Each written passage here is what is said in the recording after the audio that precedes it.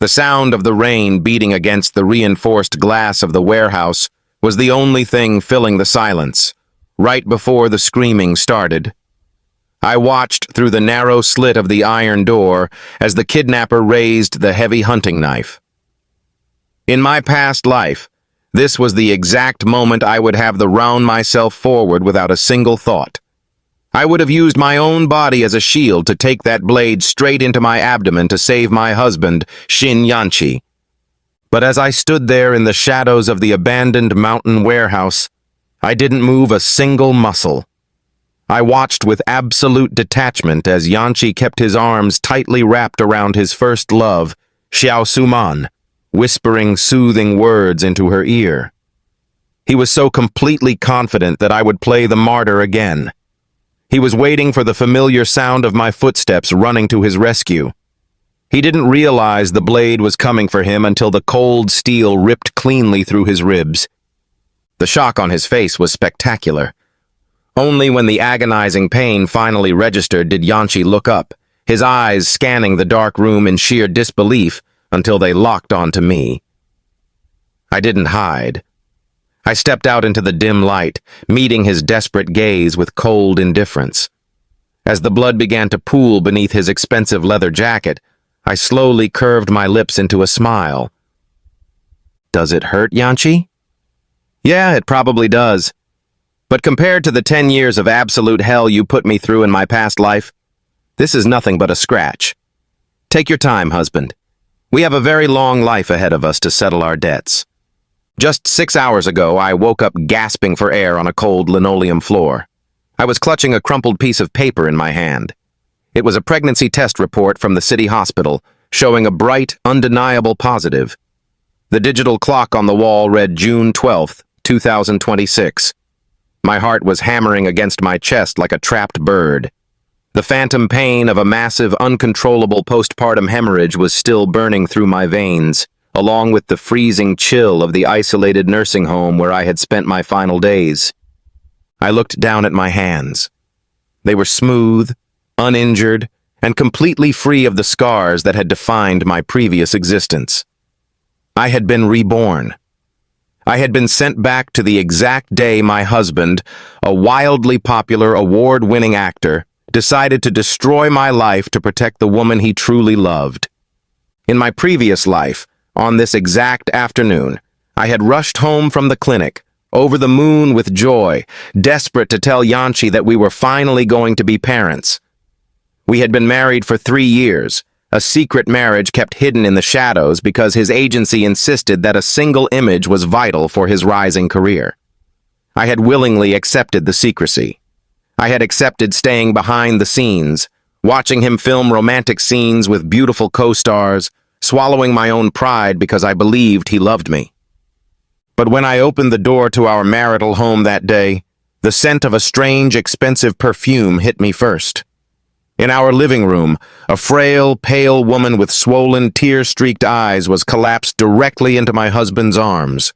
It was Xiao Suman, his high school sweetheart, the woman who had abandoned him years ago when he was nothing but a broke, struggling theater actor. I stood at the doorway, paralyzed, as I listened to her sob into his chest. She told him her husband had gone bankrupt, that her family had forced her to leave, and that she had never stopped missing him for a single second. And the expression on Yanchi's face cut deeper than any knife. It was a look he had never once given me in all our years together. It was a look of pure, unadulterated devotion, an intense, protective focus that shattered something fundamental inside my soul.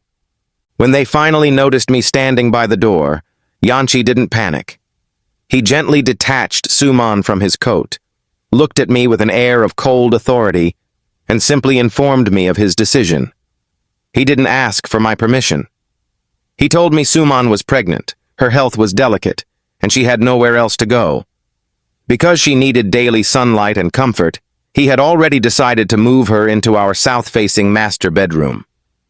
I was expected to move my things into the small, dark guest room down the hall and personally cook nutritious meals for her. I was so blinded by my love for him, so terrified of losing the world I had built around him, that I actually agreed. I stayed in that house, acting like a glorified maid to my husband's mistress. I watched him cook for her, accompany her to confidential medical checkups despite the risk of paparazzi, and take meticulous care of her every whim. When the media eventually caught them together at the obstetrics department, Yanchi didn't protect me. To shield Suman from a public scandal, he released a statement claiming she was his official partner. When journalists asked about me, the woman constantly seen carrying groceries into his villa, his agency dismissed me as a mere business assistant, a domestic worker. In private, Yanchi held my hands, looked straight into my eyes, and brainwashed me. He promised it was all a publicity stunt, that he was only helping Suman out of a sense of old gratitude, and that once she gave birth, he would send her away. But Xiao Suman was a wolf in sheep's clothing. The moment Yanchi turned his back, her frail, innocent demeanor vanished. She openly provoked me in our own kitchen, whispering that a marriage certificate was nothing but a piece of paper compared to a man's true heart. When she realized I was pregnant too, her desperation turned malicious. She staged a fall down the grand staircase, screaming that I had pushed her. She lost her baby, and due to complications, her uterus had to be removed. Yanchi didn't hesitate. He refused to listen to my pleas, ignored the medical reports, and chose to believe her completely. He declared that jealousy had twisted my mind, making me a danger to society. To keep me from upsetting the grieving Suman, he forcibly sent me to a remote, freezing town in the north under the strict supervision of his loyal assistant. He threatened me with absolute abandonment and a forced divorce if I ever tried to return to the city. I spent 10 agonizing years in that isolated town. I gave birth to my son alone in a dilapidated clinic, nearly dying from a massive hemorrhage that left my health permanently shattered. I raised that child by myself, surviving on a measly monthly allowance, always clinging to the naive, foolish hope that one day Yanchi would realize the truth and bring us home. But when my son turned 10, Yanchi suddenly arrived with a legal team. He didn't come for me. He came to take my child away, claiming a disabled, impoverished woman was unfit to raise the heir of his estate. When I tried to chase their car through the snow, a speeding truck hit me, leaving me permanently paralyzed from the waist down. I spent the final years of my past life confined to a sterile hospital bed, listening to the afternoon news on the television.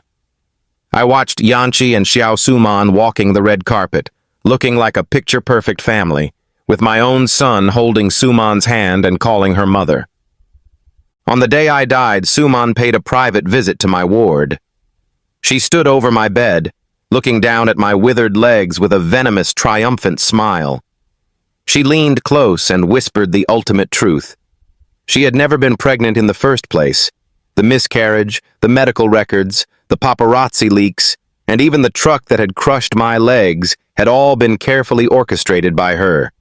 And the most beautiful part, she laughed, was that Yanchi knew everything. He had helped her cover up the traces because my existence was an embarrassment to his public image. The pure rage and grief that consumed me in that moment was so intense that I literally choked on my own blood, closing my eyes in absolute unwillingness. And now, I was back. I stood in the hospital corridor looking down at the pristine white paper of the pregnancy test. The air inside the clinic felt thick, heavy with the scent of antiseptic. I reached out, my fingers trembling slightly as I touched my stomach. "You ungrateful little wretch," I whispered into the empty hallway. "In my past life, I nearly died to bring you into this world, and you rewarded me by calling my executioner mother. This time around, you won't have the chance to betray me. I will send you straight back to the afterlife before you can even take a breath." I walked resolutely back into the examination room. The doctor looked up from his computer, surprised to see me back so quickly. I pulled out a heavy envelope of cash from my purse, slid it across the desk, and looked him straight in the eye. "Doctor, I need a favor. I want this pregnancy terminated immediately, right now.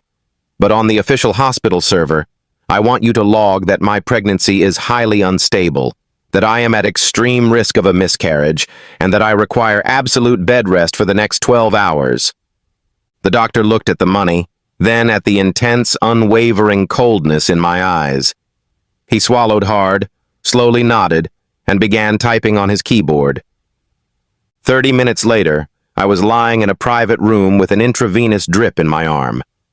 The room was completely silent, except for the rhythmic vibration of my phone on the bedside table. It was Yanchi. The caller identification flashed his name over and over again. I simply leaned back against the pillows, watching the screen light up and fade away into darkness. He called 30 times in the first hour, then 40, then 50. By the time the sun had completely set, turning the sky into a bruised shade of purple, he had left 80 missed calls and dozens of frantic text messages. "Honey, where are you?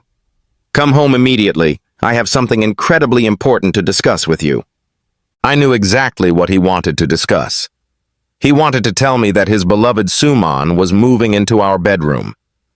In my past life, I had answered his first call within 3 seconds, apologizing for being a distraction. My sudden, total silence was going to throw his carefully structured world into absolute chaos. It was nearly 11 o'clock at night when I finally walked out of the hospital building. The parking lot was shrouded in a thick mist, the yellow street lamps casting long, eerie shadows across the concrete. I walked slowly, clutching my stomach with a deliberately frail expression. As I approached the row of parked cars, the distinct click of a luxury SUV door echoed through the quiet night, followed by heavy, hurried footsteps. A hand grabbed my upper arm with an aggressive, tight grip. A stern, irritated voice hissed right beside my ear. "Tang Yu, are you completely out of your mind? Why haven't you answered my calls? Do you have any earthly idea how worried I've been? I've been driving around the city for hours looking for you." I slowly turned my head to look at him. He was wearing a low baseball cap, a heavy black face mask, and dark sunglasses, completely obscuring his famous features from any lingering paparazzi. Looking at the face of the man who had allowed my life to be ruined, a wave of violent adrenaline surged through my body. I wanted to rip off his mask, grab him by his expensive hair, and smash his face against the concrete until he begged for mercy. But I held myself back. The time wasn't right. A quick, violent outburst was too merciful for a man like him. He needed to be destroyed piece by piece. I let my eyes well up with fake, terrified tears.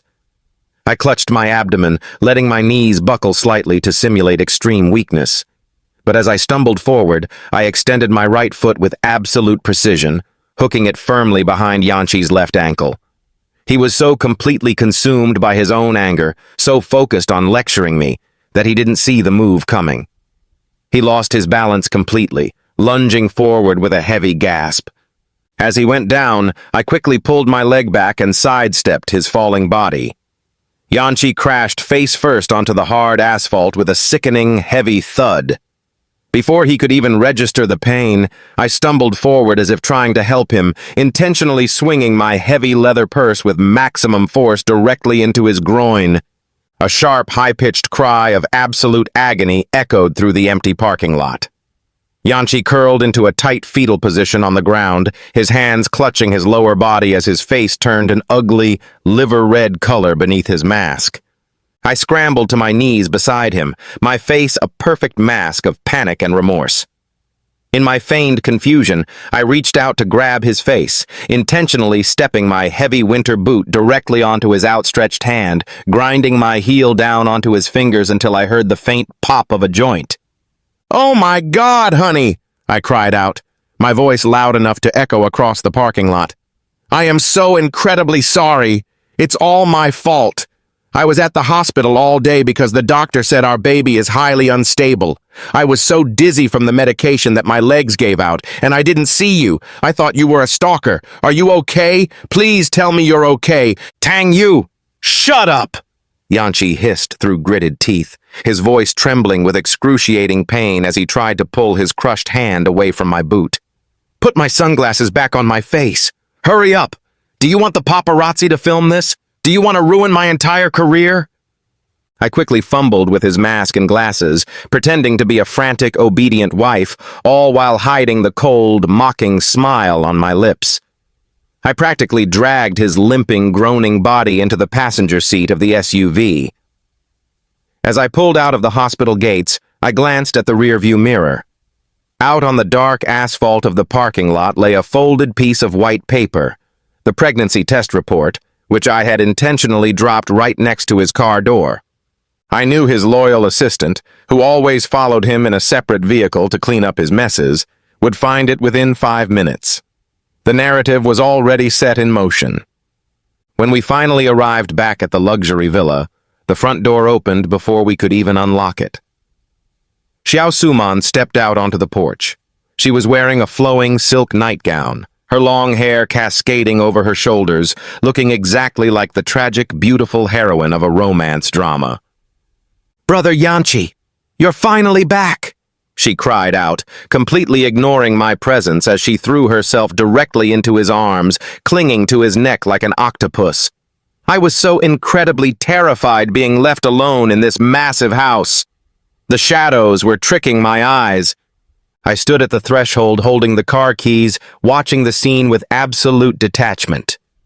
Yanchi, still wincing from the pain in his groin and his crushed fingers, quickly tried to peel her off his chest, glancing at me with a sudden flash of unease. "Suman, stop it," Yanchi mumbled, his voice tight. "Clara is here." Sarah looked up, her tear-streaked eyes fixing me with a brief, venomous glare before she quickly adjusted her expression into a timid, apologetic smile. "Oh, Sister Clara, please don't be angry with me. Brother Yanchi and I grew up together, and I've just been through so much trauma today. I didn't mean to be improper. I didn't yell. I didn't scream like I did in my past life. I simply crossed my arms and looked at Yanchi with a cold, piercing gaze." Yanchi? Who exactly is this woman? And why is she wearing a nightgown in our living room? Yanchi cleared his throat, pulling his cap down to hide his bruised face. "Clara, this is Suman. Her parents helped me immensely back when I was a nobody in the theater circuit. She has had a terrible year. Her husband went bankrupt, she's pregnant, and she has absolutely nowhere else to go. Out of a deep sense of family obligation, I've decided to let her stay with us for the time being. I've given her the south-facing master bedroom so she can get adequate rest. I'm sure you understand." In my past life, his authoritative tone would have broken me into submission. This time, I took a slow step forward, a faint, dangerous smile playing on my lips. "I'm afraid I don't understand at all, Yanchi," I said, my voice echoing clearly through the high ceilings of the villa. "The doctor explicitly told me today that my own pregnancy is highly unstable and that any emotional stress could cause an immediate miscarriage. I need the master bedroom for absolute medical bed rest. I don't have the time, the energy, or the legal obligation to act as a nurse to a strange woman who has absolutely nothing to do with this family. If she needs a place to stay, you can pay for a luxury hotel downtown. She is not staying here." My flat, uncompromising refusal caught them both completely off guard. Yanchi's expression turned incredibly dark, his pride deeply wounded by my sudden defiance. Before he could speak, Xiao Suman immediately burst into a violent fit of hysterics. "I knew it!" she wailed, collapsing onto the hardwood floor in a heap of silk. "I am nothing but a burden to everyone. I shouldn't have come here at all. Brother Yanchi, let me leave right now. I'll just sleep on the streets with my unborn child. If we die of hypothermia, it's just our miserable fate." She took 2 dramatic steps toward the door, and then, right on cue, her eyes rolled back, and she collapsed weakly onto the floor, pretending to be completely unconscious. It was her favorite, most reliable trick. In my past life, I had panicked, rushing to get her water and blankets, allowing her to take absolute control of the household. Now, I walked slowly toward her limp body. Yanchi was already panicking, rushing forward to scoop her up. "Clara! Look at what your selfishness has done!" he yelled at me. "She's unconscious!" "Is she really?" I murmured. "Let me check her pulse."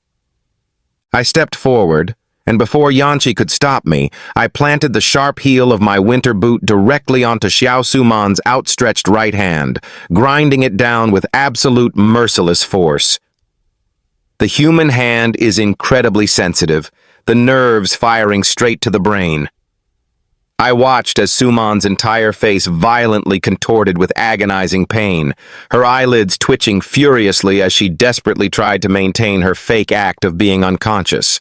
She didn't want her elaborate performance to go to waste, so she kept her mouth shut, enduring the blinding pain as my heel pressed deeper into her fingers. "Oh dear, she's completely unresponsive," I said, my voice dripping with fake concern. "Let me try pinching her philtrum to wake her up." I bent down, grabbing the skin right below her nose, and pinched it with my nails until the flesh turned a deep, bruised shade of bluish-purple. Suman was trembling now, tears of real pain leaking from the corners of her closed eyes. Yanchi was genuinely losing his mind, pushing my hands away with a furious shove.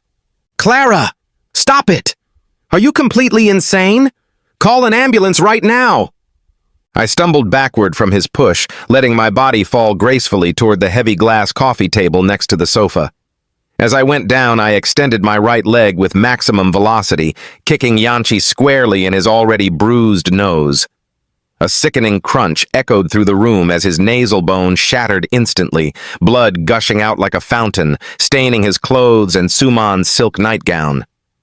Yanchi let out a blood-curdling scream, dropping the supposedly unconscious Suman onto the floor as he clutched his broken nose in pure agony. In the absolute chaos of his screaming, I swiftly reached onto the coffee table, grabbed the heavy stainless steel fruit knife, and brought it down with absolute force directly onto Xiao Suman's right hand. The blade sliced cleanly through the flesh, and with a sickening spray of blood, her index finger flew off, rolling across the hardwood floor.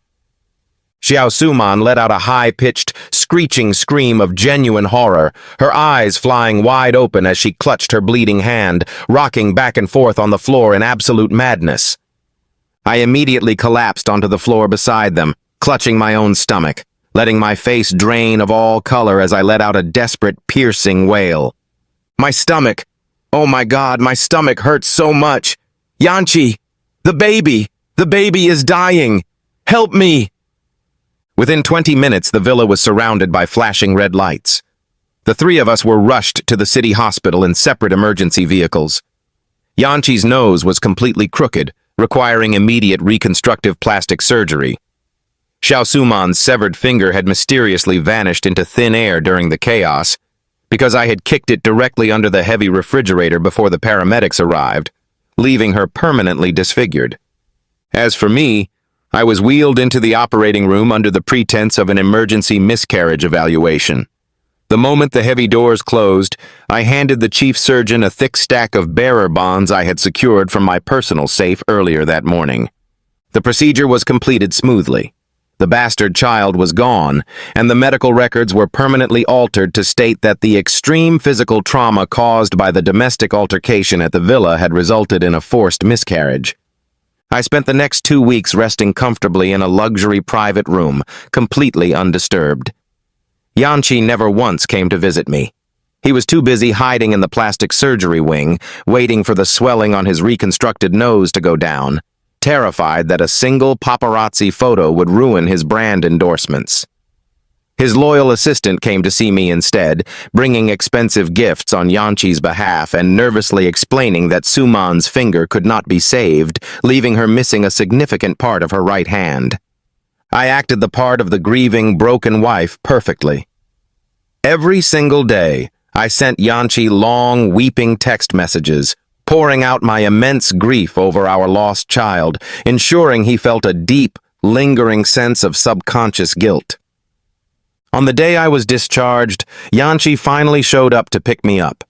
He was completely covered in a heavy trench coat, a face mask, and large sunglasses.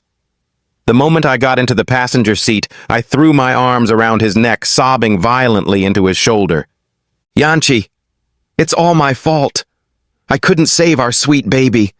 I should have just let Suman have the bedroom. I'm so sorry." Yanchi held me tightly, his voice carrying a distinct lisp due to the heavy bandages over his nose. "Clara, calm down. It wasn't your fault. We are still young. Once your body recovers, we can have another child. Just focus on resting for now." I sneered silently against his coat, wiping my fake tears as I pulled back. I looked at his face, noticing that the plastic surgery had been done exceptionally well. His nose looked perfectly straight, almost untouched. I smiled warmly at him, hiding the dark thoughts swirling in my mind. "You filthy scumbag," I thought. "You got off far too easy this time. The real show hasn't even begun yet." When we walked back into the villa, the atmosphere was thick with tension. Xiao Suman was sitting on the living room sofa, her right hand heavily wrapped in thick white bandages. The moment her eyes landed on me, they flared with a pure, venomous hatred that chilled the room.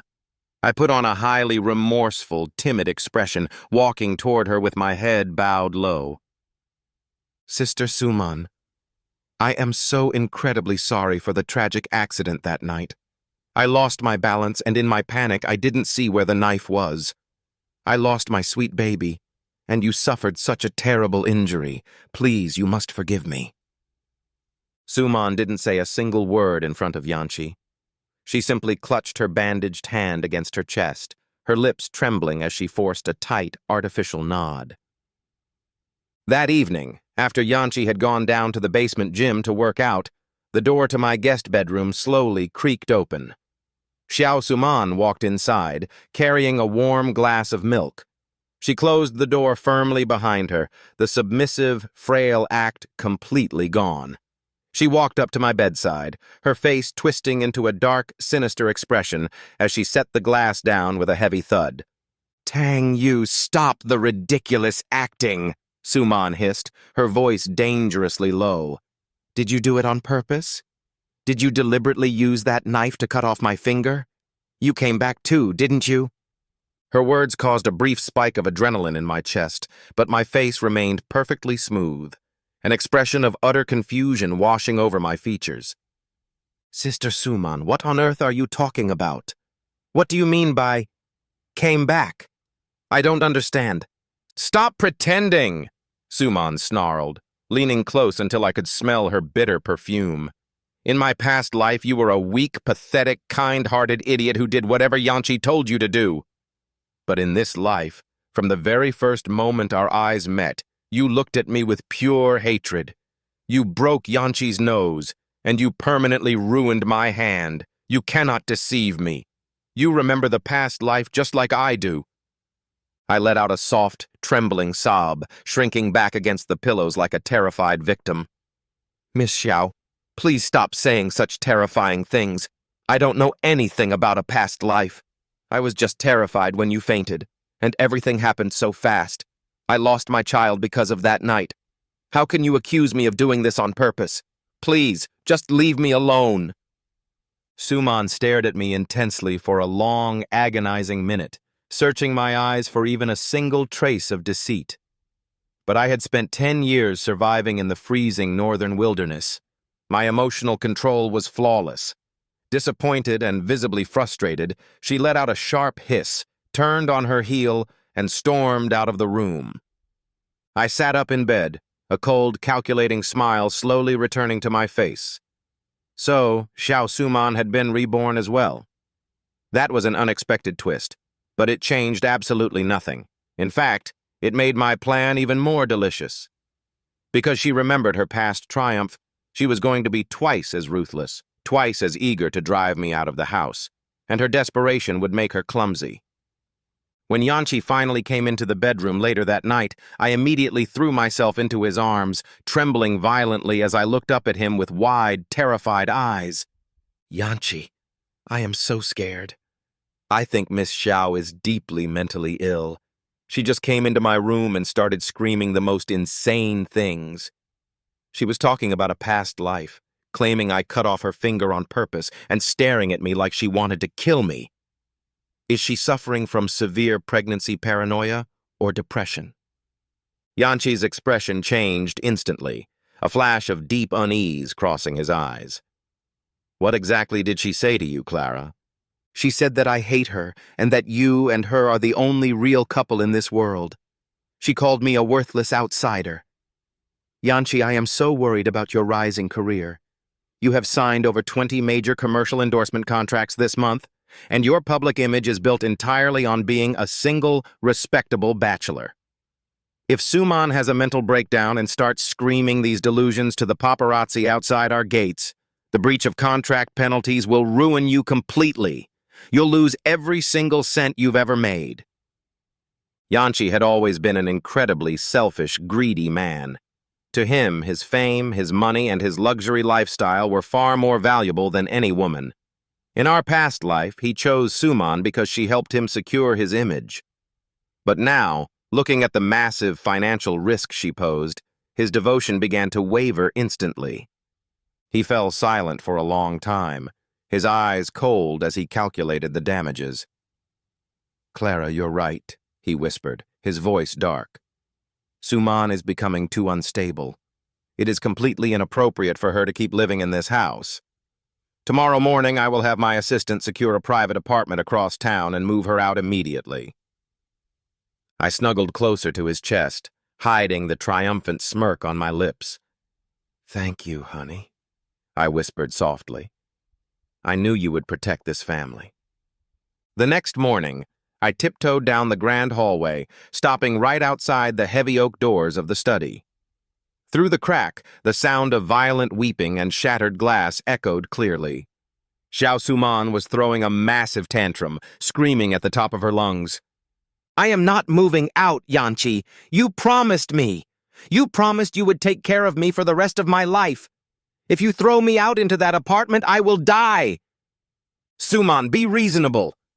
Yanchi's voice was sharp, filled with immense irritation. "I can still take care of your financial needs from afar, but your current behavior is a massive liability to my career. Clara is constantly stressed, and the paparazzi are getting suspicious. You must move." "Did Tang Yu put you up to this?" Suman shrieked. "That bitch is manipulating you." "Yanchi, listen to me. She has been reborn. She remembers what we did to her in the nursing home. The broken nose, my missing finger, that was her revenge. If you don't help me kill her right now, she will ruin both of us. That is completely impossible." Yanchi snapped, slamming his hand against the desk. "If Clara had truly been reborn, after what we did to her, she would have exposed my tax records and financial leverage to the media on day one. She wouldn't be sitting in her room weeping over a miscarriage. She is weak, she is traumatized, and she loves me blindly. This entire mess is entirely your fault, Suman. If you hadn't faked that ridiculous fainting spell, we wouldn't have lost our child, and my nose wouldn't have been shattered. Stop blaming Clara for your own stupidity." I curled my lips into a small, satisfied smile and quietly walked back to my room. The seed of total distrust had been planted deeply into their relationship. The golden couple was tearing themselves apart from the inside out. 2 hours later, Yanchi stormed out of the villa, using a movie shoot as an excuse to escape the suffocating drama. Now, the house was completely empty, save for Xiao Suman and me. I walked down to the living room, pouring myself a fresh cup of tea. Suman slowly descended the grand staircase, her face completely pale, her eyes fixed on me like a predatory animal. She walked up to the coffee table, her voice trembling with pure rage. "You absolute bitch! You convinced Yanchi to kick me out, didn't you? Are you happy now?" I slowly raised my eyes, taking a calm sip of my tea. "Miss Xiao, Yanchi is an award-winning actor with a brilliant future. A single pregnant woman with a disfigured hand living in his marital home is nothing but a stain on his reputation. He is sending you away because he values his money far more than he values you. You are nothing but a temporary distraction." My words completely shattered the last remaining thread of her sanity. With a primal screech of fury, Xiao Suman lunged across the table, her fingernails clawing wildly at my face. "You bitch! I will kill you! I faked my illness in the past life, and I will destroy you in this one too! Go to hell!" The moment she lunged, I didn't fight back. Instead, I reached into my pocket, swiftly pressed the speed dial button to Yanchi's private number, and threw the phone onto the carpet several feet away. The call connected instantly, and Yanchi's voice came through the speaker, confused. "Clara? Hello?" I didn't answer the phone. Instead, I let out a blood-curdling, desperate scream for help that echoed violently through the entire house.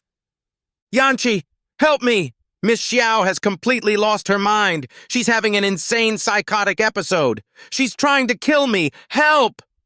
I stepped back, allowing Suman to claw at my clothes and tear at my hair, ensuring her violent, unhinged insults were broadcast perfectly through the open phone line straight to Yanchi's ears.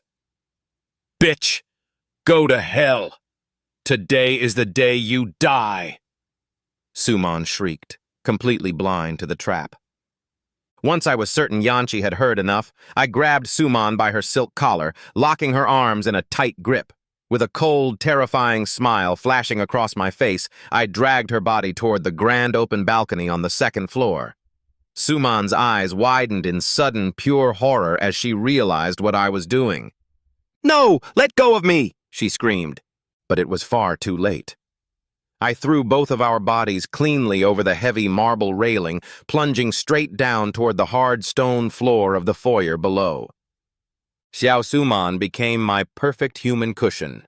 We crashed into the ground with a sickening smash. Suman happened to strike the massive, sharp porcelain decorative vase that stood at the bottom of the stairs, the thick shards shattering instantly and tearing her lower body into a bloody, horrific mess. She knocked out cold on impact. I remained perfectly conscious. I scrambled to my feet, ignoring the sharp pain in my left arm, which had suffered a clean fracture. I picked up a heavy wooden baseball bat from the umbrella stand, walked over to the unconscious Suman, and smashed it mercilessly directly into her abdomen 3 times, ensuring any lingering trace of her fake or real pregnancy was permanently obliterated. Then, with calculated precision, I gathered the sharp, jagged shards of broken porcelain and glass from the floor and stuffed them deeply into her bleeding lower body, perfectly recreating the exact physical trauma she had falsely accused me of causing in our past life. Karma was a beautiful circle. Once my masterpiece was complete, I smeared Suman's blood all over my own face, tore my luxury clothes, fractured my own left forearm against the banister to ensure the medical evidence was flawless, and lay down directly beside her, closing my eyes as I pretended to faint. By the time Yanchi arrived home, sprinting through the front door in a state of absolute panic, he was greeted by a literal house of horrors. The visual evidence, combined with the horrifying live audio he had listened to on his drive back, left no room for interpretation. Xiao Suman had violently attacked his wife, caused a catastrophic scene, and ruined herself in the process.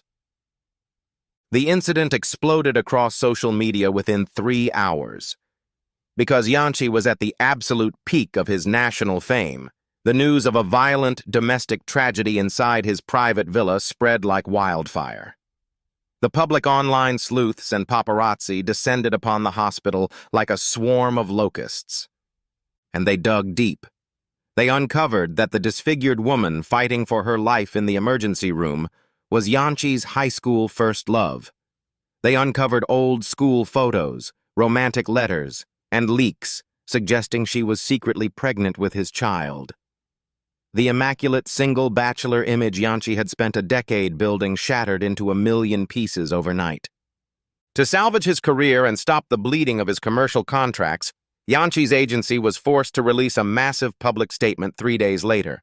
They officially acknowledged his relationship with Xiao Suman, painting a beautiful, tragic fairy tale of 2 high school lovers who were separated by cruel fate and reunited years later, unable to fight their eternal love. The media manipulation worked momentarily.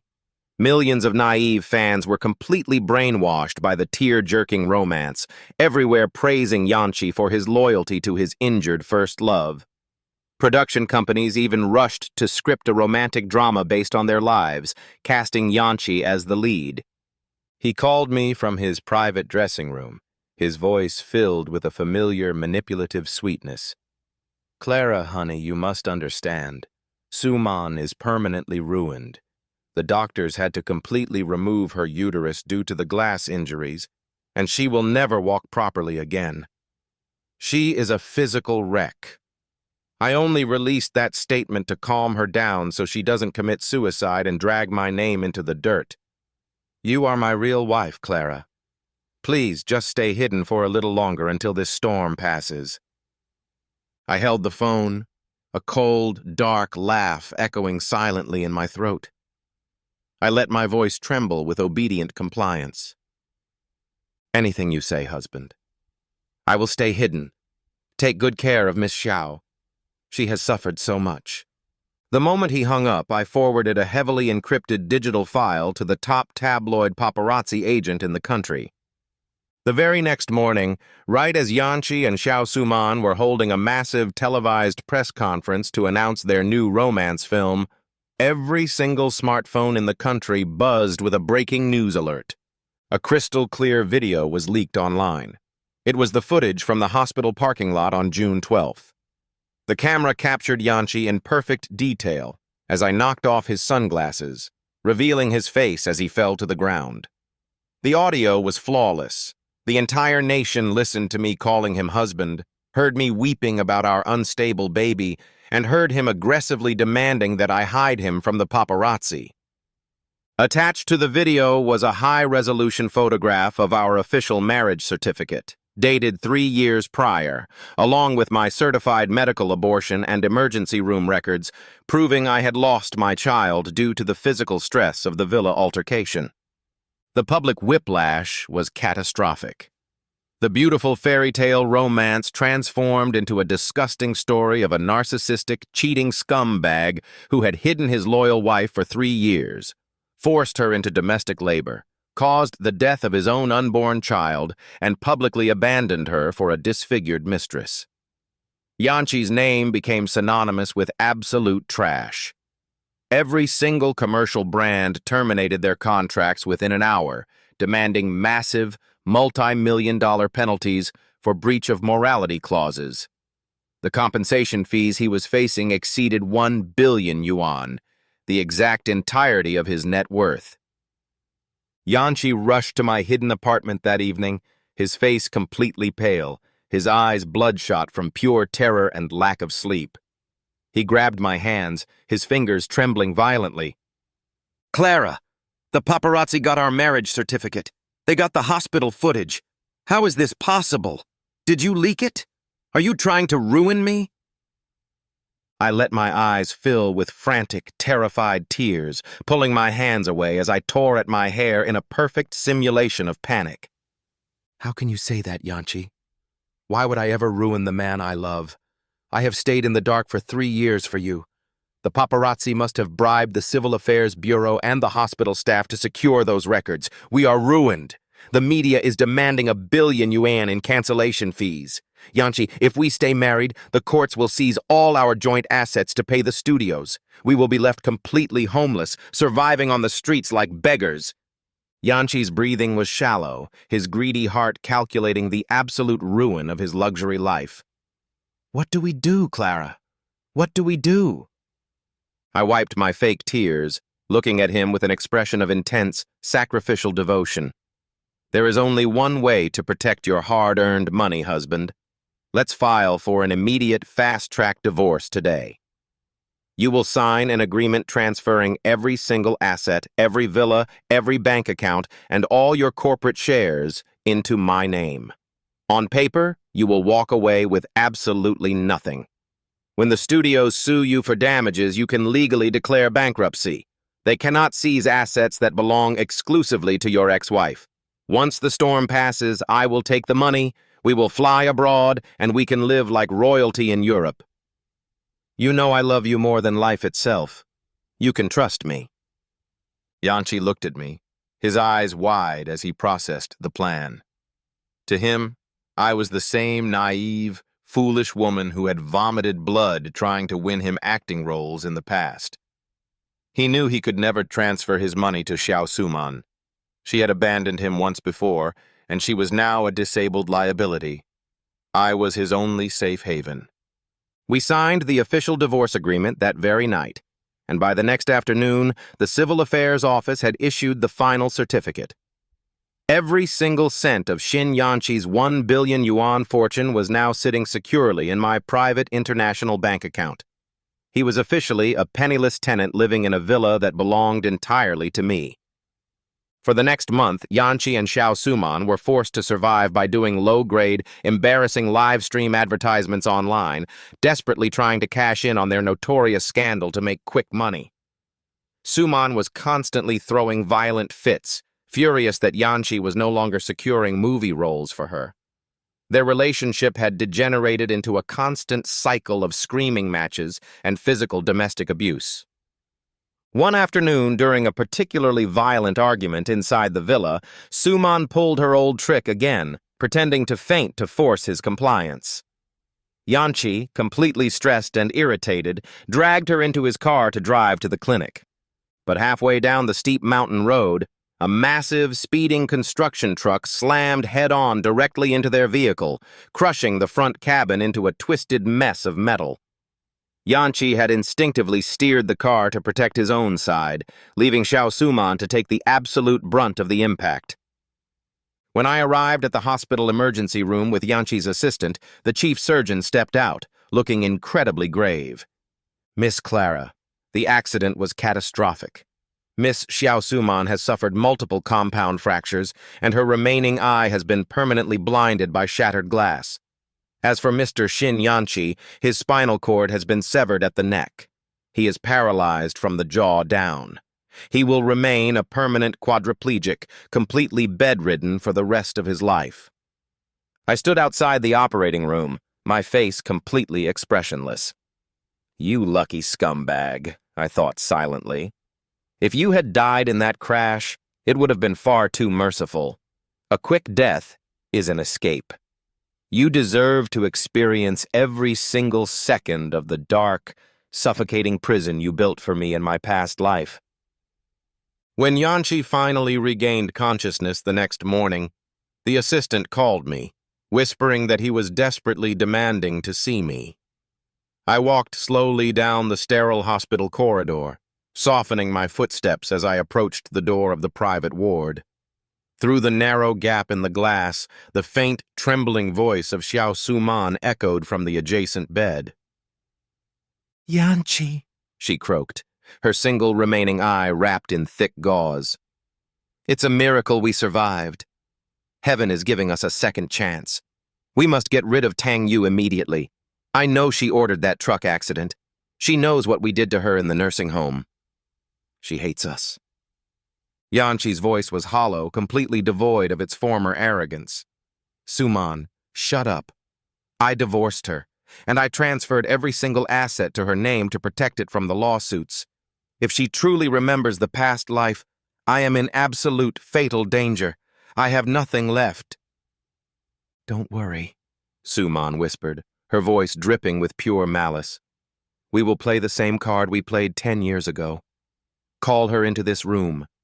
Tell her you love her. Tell her you want to give her everything and get her to sign a property reversion agreement. Once the money is back in your name, I have already contacted the underground network. We will hire the mountain smugglers to stage a kidnapping. We will tie her up in the abandoned warehouse, demand a ransom, and let the hitman get rid of her permanently. She will take the knife for you again, just like she did before." I stood outside the door, listening to their disgusting, murderous plot, a cold, silent laugh shaking my shoulders. "You two truly never change," I thought. "Even in your shattered, crippled states, your first instinct is to murder the woman who sacrificed everything for you." I pushed the door open, my eyes instantly overflowing with fresh, swollen tears as I rushed to Yanchi's bedside, holding a jar of homemade soup. "Yanchi! Oh my God, you're awake!" I sobbed, kissing his forehead with perfect devotion. Yanchi put on his best acting performance, his eyes full of artificial guilt as he looked up at me. "Clara, my sweet wife, the doctors say I will never walk again. I am so incredibly sorry for the pain I've caused you. To ensure you are protected if anything happens to me, I want to sign a property agreement. If either of us suffers a fatal accident, all our assets will automatically revert to the surviving partner. Please, call the lawyer. I want to secure your future." I nodded eagerly, wiping my tears. "Anything you say, husband. I will call the lawyer right now." The agreement was drafted and signed within 2 hours. Yanchi looked visibly relieved, a smug, arrogant smirk hiding beneath his medical mask as he believed he had outsmarted me once again. He didn't realize that the lawyer he was using was a private agent I had placed on my personal payroll weeks ago. The document he signed didn't revert the assets to him. It legally solidifies that under no circumstances could any part of the fortune ever be claimed by his biological relatives or mistresses. 3 days later, the trap was officially sprung. I was driving down the isolated mountain road when a black van cut off my vehicle. 2 heavy, masked men smashed the window, dragging me out and throwing a thick burlap sack over my head. When the sack was finally ripped off, I found myself tied tightly to a wooden chair inside the damp, freezing, abandoned mountain warehouse from my past life. Sitting on the floor right across from me was Xiao Suman, her arms tied behind her back, weeping dramatically. Shin Yanchi was sitting in his automated wheelchair next to the entrance, a heavy duffel bag of cash resting on his lap. He had supposedly brought the ransom money to rescue us from the smugglers. The main kidnapper walked out from the shadows, a heavy, jagged hunting knife catching the dim light of the warehouse. He sneered, looking at Yanchi with a twisted grin. "The money is good, Mr. Actor, but you know the rules of the underground. Dead men tell no tales. We can't leave any witnesses behind." He raised the knife, stepping aggressively toward Yanchi's wheelchair. Yanchi sat perfectly still, his face completely calm as he looked over at me. He was waiting. He was completely convinced that my blind, pathetic love would force me to break free from my restraints, throw myself forward, and take the blade into my own chest to save his life, exactly like I had done 10 years ago. But I didn't move. I leaned back against the wooden chair, the panicked expression completely vanishing from my face as I met his gaze with absolute, chilling stillness. The kidnapper lunged forward, and the heavy hunting blade ripped cleanly into Yanchi's abdomen, twisting hard through his organs. Yanchi let out a sharp, horrified scream of absolute agony, blood spraying violently from his lips as he realized I hadn't moved to save him. The sheer betrayal in his eyes was magnificent. Xiao Suman shrieked in genuine terror, her act completely falling apart as she tried to crawl away on her broken legs. But the kidnapper turned on her instantly, driving the blade directly into her remaining good eye, blinding her permanently as she thrashed on the dirty floor in absolute madness. The kidnapper swiftly severed the hamstrings and tendons in both their arms and legs, ensuring that even if they survived the blood loss, they would remain completely frozen, trapped inside their own ruined bodies for eternity. As the distant sirens of the police cruisers began to echo up the mountain road, because I had personally set an automated emergency alert to dial the precinct exactly 30 minutes prior, the kidnappers grabbed the cash and scattered into the deep forest. I quietly slipped my hands out of the loose ropes, walked over to the bleeding, screaming Yanchi, and looked down at him with a warm, beautiful smile. 3 months later, the final court verdict dominated the front pages of every newspaper. The police investigation had uncovered the digital trail of Yanchi and Xiao Suman's financial transactions, proving they had personally hired the smugglers to orchestrate the kidnapping and murder of his ex-wife. The criminal charges were absolute. I walked into the maximum security prison medical ward, the click of my luxury high heels echoing against the concrete floors. Shin Yanchi was slouched heavily in a specialized wheelchair behind the thick iron bars, his face hollow, his skin a sickly shade of gray. The kidnappers had permanently severed the tendons in his neck and limbs. He was a silent, motionless prisoner inside a useless corpse. Beside him sat Xiao Suman, completely blind, her disfigured face staring blankly into the empty darkness. I stood before the bars, adjusting my custom diamond watch as I smiled warmly through the glass. Well, well, Shin Yanchi. Long time no see. How does the master bedroom feel this time around? Yanchi's lips trembled violently, a raspy, pathetic wheeze escaping his throat. You monster! You planned this! You hired those men to turn on us! You added more money to their contract! I let out a soft, melodic laugh, leaning close to the iron bars. Compared to the two of you, Yanchi, I am an absolute saint. I actually filed a petition with the court to grant you full medical clemency. I told the judge I forgive you completely, and that a harsh prison cell is far too cruel for a disabled superstar. So I went out of my way to pay a very high price to purchase a private, isolated nursing home in the freezing northern wilderness. Yanchi's entire body violently shuddered, his eyes widening in pure, unadulterated horror as he recognized the description. Yes, Yanchi, I whispered, my voice dropping to a dangerous, icy register. I have personally hired a team of highly aggressive, abusive caregivers to look after you and Suman for the rest of your miserable lives. You will spend every single day in absolute darkness, dampness, and cold. You will be cursed, you will be ignored, and you will eat moldy, rotten scraps, surviving like rats in a sewer. You will experience every single second of the 10 years of torment you forced me to endure. I pulled back, smoothing down my luxury coat as I turned toward the exit. As for me, I have 1 billion yuan sitting in my offshore account. I am flying to Paris tonight to travel the world in style, surrounded by handsome young companions and absolute luxury. Our lives from this day forward will be as completely different as heaven and hell. Enjoy the winter, husband. I walked out of the prison gates, stepping into the warm, glorious morning sun, leaving the shadows of my past life permanently behind me in the dark.